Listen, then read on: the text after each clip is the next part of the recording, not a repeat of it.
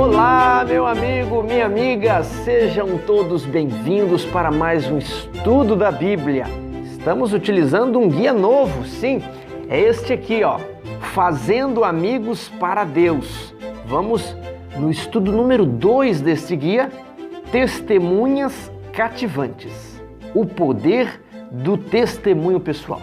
Esta lição aqui, ela vai trazer uma série, uma lista de histórias de pessoas dos tempos bíblicos que deram seu próprio testemunho sobre Jesus.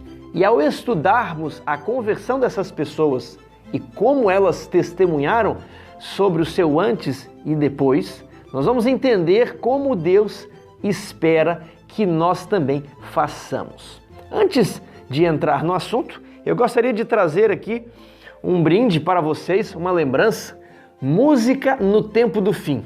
Eu tenho 2 exemplares, eles serão sorteados gratuitamente. O autor é Leandro Dalla, Música no Tempo do Fim. É um livro muito interessante, 250 páginas. O que você precisa fazer para ganhar? Escreva aí embaixo algum comentário, mesmo que sejam poucas palavras, e você já estará concorrendo. Faremos o sorteio com base nas pessoas que fizeram os comentários do vídeo. Vamos agora para o estudo da nossa lição, parte de sábado. Há um poder incomum no testemunho pessoal.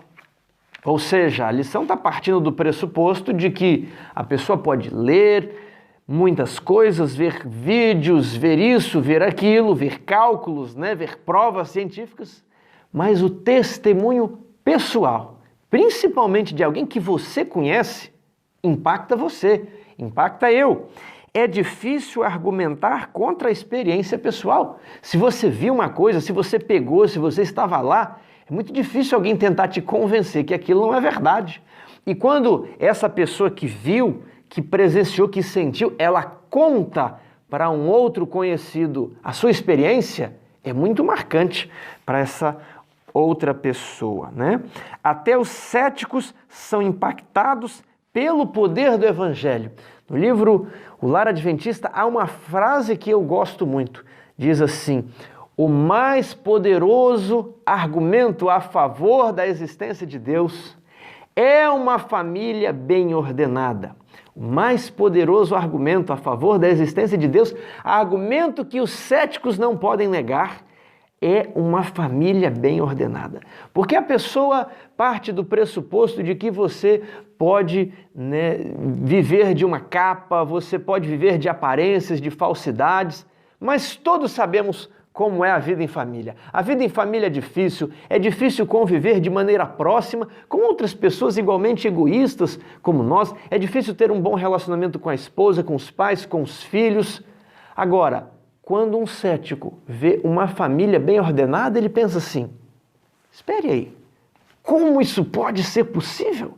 Porque eu tenho família, eu também sei das dificuldades, das tensões que existem no seu familiar, mas aquela família, filhos respeitam os pais, marido e mulher convivem em harmonia. Então, esse é um poderoso argumento a favor do Evangelho. Até os céticos são impactados por argumentos desse tipo, por testemunhos de uma vivência, não apenas de boca, mas de uma transformação. Cristo reorienta radicalmente a nossa vida e o mundo necessita deste testemunho. O mundo anseia por saber isso desesperadamente. A parte de domingo começa com uma testemunha improvável. Jesus atravessou o mar da Galileia até uma região chamada Decápolis. Decápolis era uma região constituída por 10 cidades. E vivia ali um homem perambulando entre os desertos, entre os túmulos, entre as tumbas, um homem com correntes que atacavam as pessoas que estavam caminhando, os viajantes, uma pessoa temível. E então Jesus expulsa os demônios desse homem, e esses demônios entram numa manada de porcos, os porcos caem todos na água, as cidades, o que aconteceu? Saem para ver, e elas encontram ali aquele homem que antes aterrorizava a todos, vestido e sentado de maneira respeitosa diante de Jesus.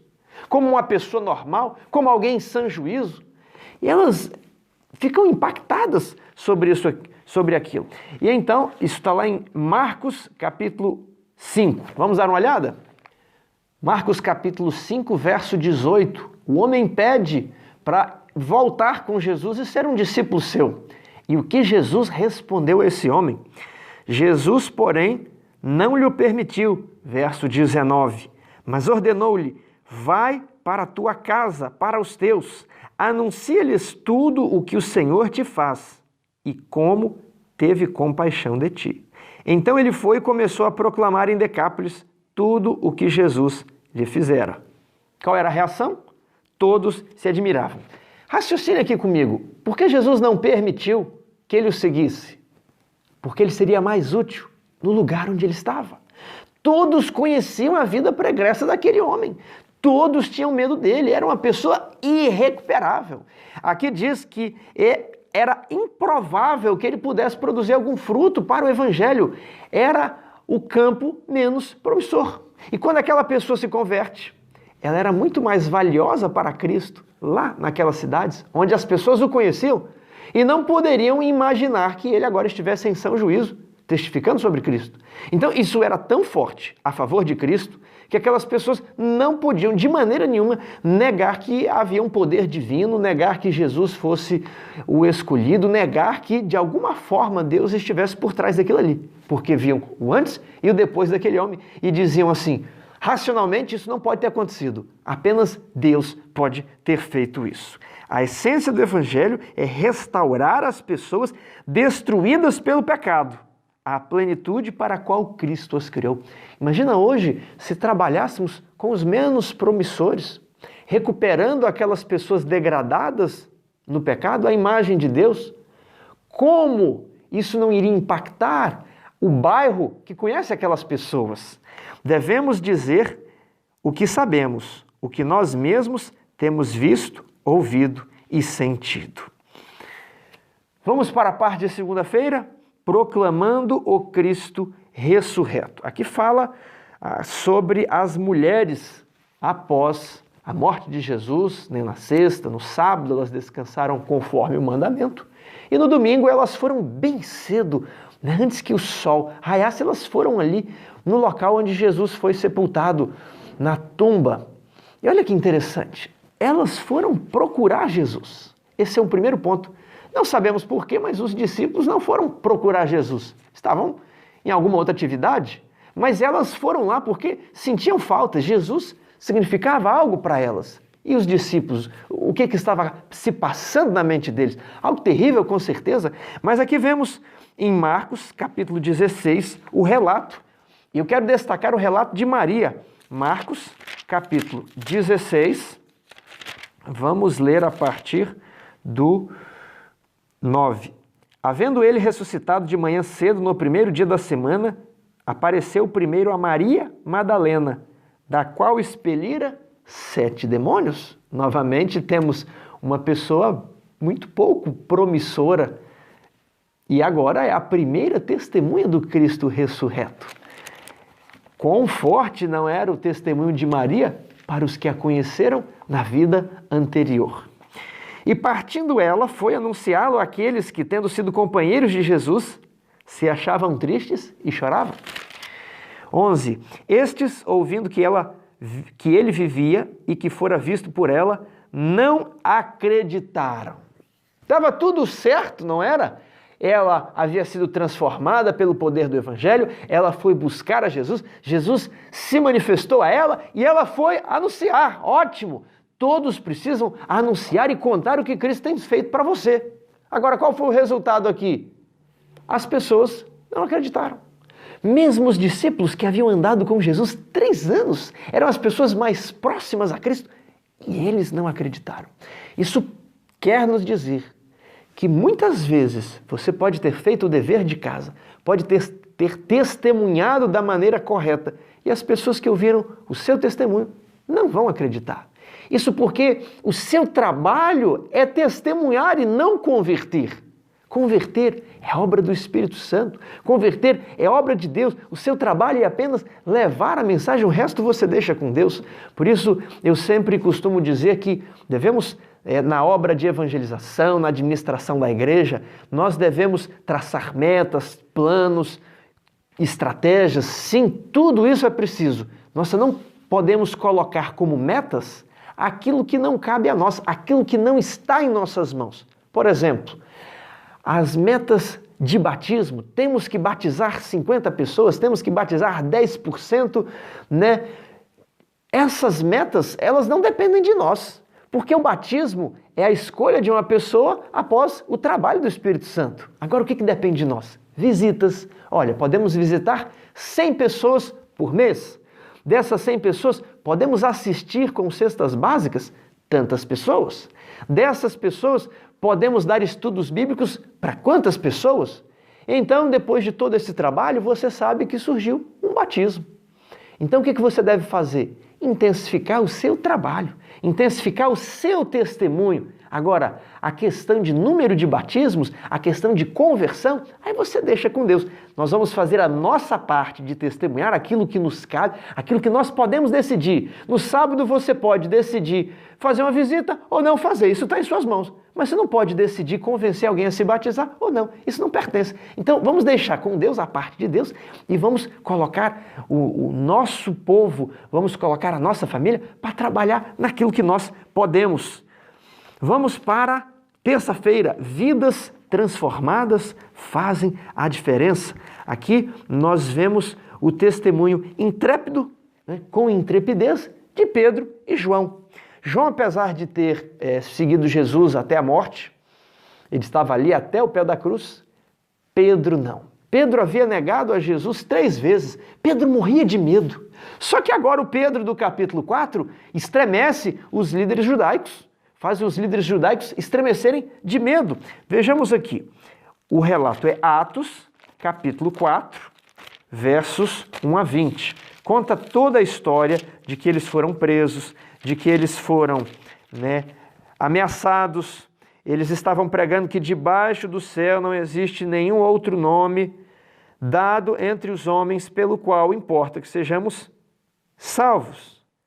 Verso 13. Ao verem a intrepidez de Pedro e João, sabendo que eram homens iletrados, incultos, não estudaram, admiraram-se e reconheceram que haviam eles estado com Jesus. Olha, como eles podem agir dessa maneira, falar dessa maneira, ter esse conhecimento, se eles não fizeram teologia, se eles não estudaram aqui na escola dos rabinos. Ora, certamente só tem uma resposta.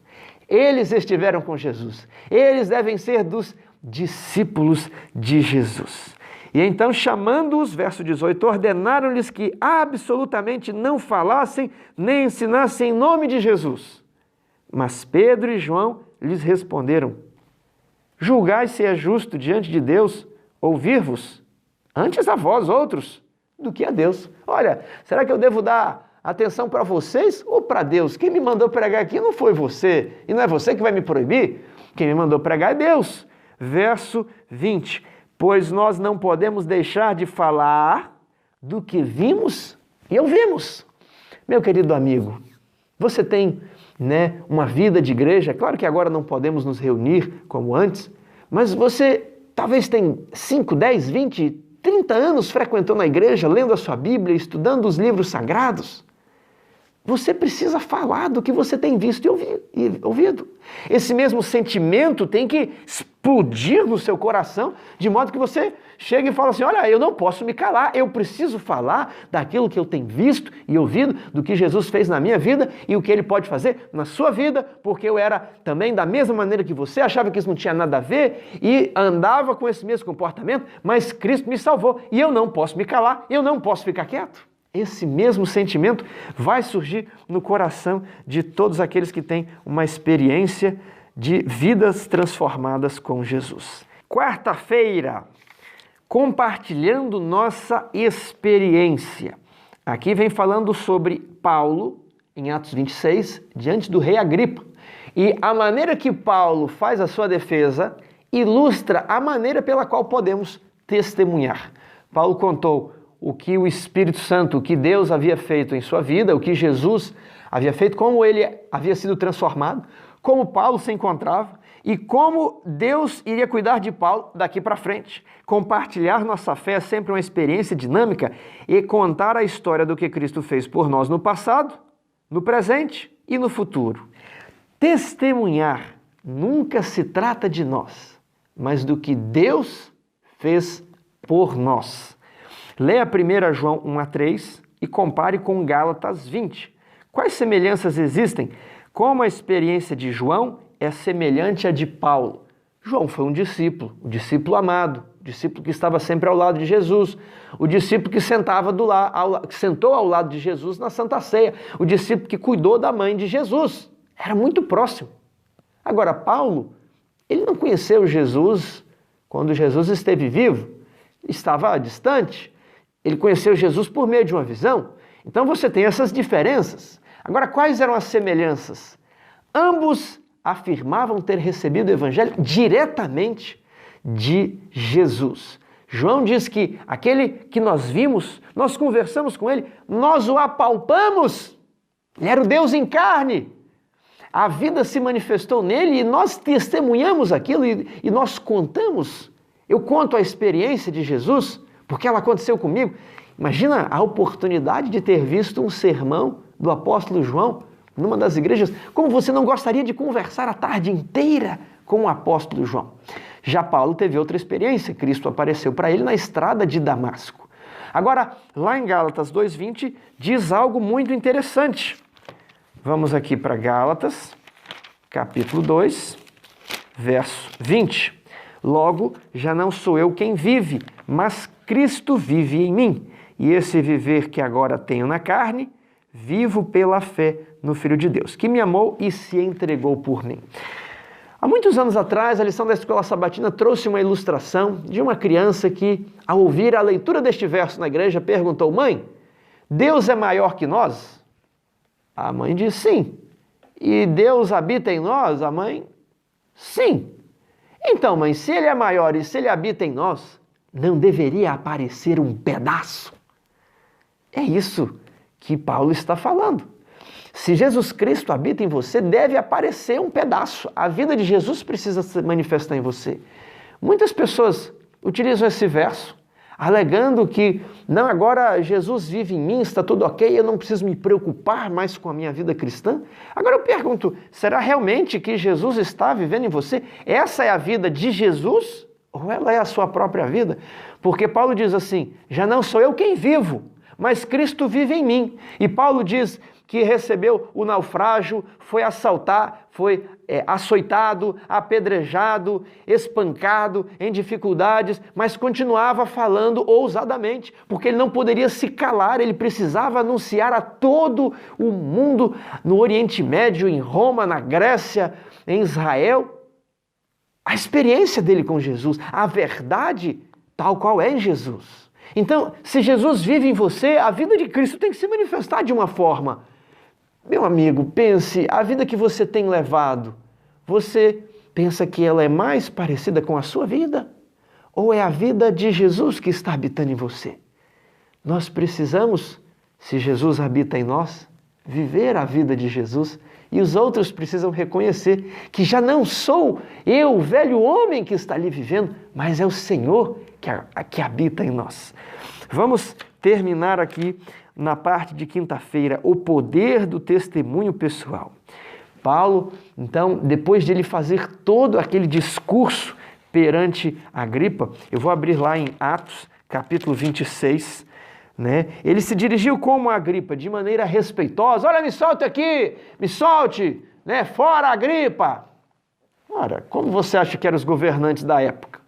Mais justos do que os de hoje? Ou mais tirânicos e mais perversos? Eles eram muito piores. Era do Império Romano, né? Se você fosse incriminado e um governante estivesse contra você, não tinha muito isso de direitos humanos, artigos fundamentais ali da Constituição. A coisa era mais difícil. Mas Paulo se portou com bondade, com educação, e ele fez todo um discurso. E no final ele diz assim: porque tudo isso é do teu conhecimento, 26. Porque tudo isso é do conhecimento do rei a quem me dirijo com franqueza, porque estou persuadido de que nenhuma destas coisas lhe é oculta, porquanto nada se passou aí em algum recanto escondido atrás de algum muro. Acreditas, ó rei Agripa, nos profetas? Bem sei que acreditas. Então Agripa se dirigiu a Paulo e disse: por pouco me persuades a fazer cristão. Por muito pouco, Agripa foi convencido. A questão não foi Paulo. A questão foi que ele resistiu ao Espírito Santo diante das evidências, diante de um testemunho franco. O que é falar com franqueza? Com o coração aberto, com transparência, do fundo da alma, olhando nos olhos. Eu trouxe aqui o livro Conselhos para os Pais, Professores e Estudantes. Estou estudando esse livro. E aqui na página 255, Ellen White conta uma história muito interessante. Diz assim: em certa ocasião, estando o célebre ator Betterton a jantar com o Dr. Sheldon, arcebispo da Cantuária, este lhe disse: faça o obséquio de dizer-me, Sr. Betterton, por que é que os atores afetam tão poderosamente o auditório, falando-lhes de coisas imaginárias? Senhor, respondeu Betterton, com a devida submissão à vossa graça, permita que lhe diga que a razão é clara. Tudo consiste no poder do entusiasmo. Nós, no palco, falamos de coisas imaginárias, como se fossem reais. E vós, no púlpito, falais de coisas reais, como se fossem imaginárias. Esse é um problema que nos afeta. Nós cremos na revelação bíblica, nós cremos nas histórias de que Jesus existiu, de que andou entre nós, mas testemunhamos como se fosse uma história imaginária. Enquanto que os atores nos filmes vivenciam histórias imaginárias como se fossem reais, como se a vida deles dependesse daquele instante, dependesse daquele momento. Meu querido amigo, não tenha vergonha de testemunhar sobre Cristo. Muitas pessoas, principalmente jovens, têm vergonha de orar na igreja, vergonha de cantar, vergonha de carregar a Bíblia, vergonha de falar: eu creio em Jesus, assim, assim e assim. Cristo me transformou, antes eu fazia assim, eu não faço mais, porque tem medo de ser rejeitado. E muitas vezes temos todas essas histórias, mas as contamos como se fossem apenas histórias, e não histórias reais do Deus encarnado que andou entre nós, morreu por nós e ao terceiro dia ressuscitou e em breve voltará para nos buscar. Meu amigo, a Bíblia precisa estar viva dentro de você, nossas doutrinas precisam estar vivas, a fé tem de estar viva, de modo que você possa testemunhar como Paulo, de maneira franca. E, se for da vontade de Deus, sempre é que a pessoa se converta, mas essa é uma obra do Espírito Santo, ela, se quiser, ela vai fazer a sua escolha, ela vai decidir e você conquistará uma alma para Cristo. Não sabemos os segredos que o futuro nos aguarda, mas com certeza será muito bom encontrar no céu uma alma que nós ganhamos para o Mestre. Que Deus o abençoe.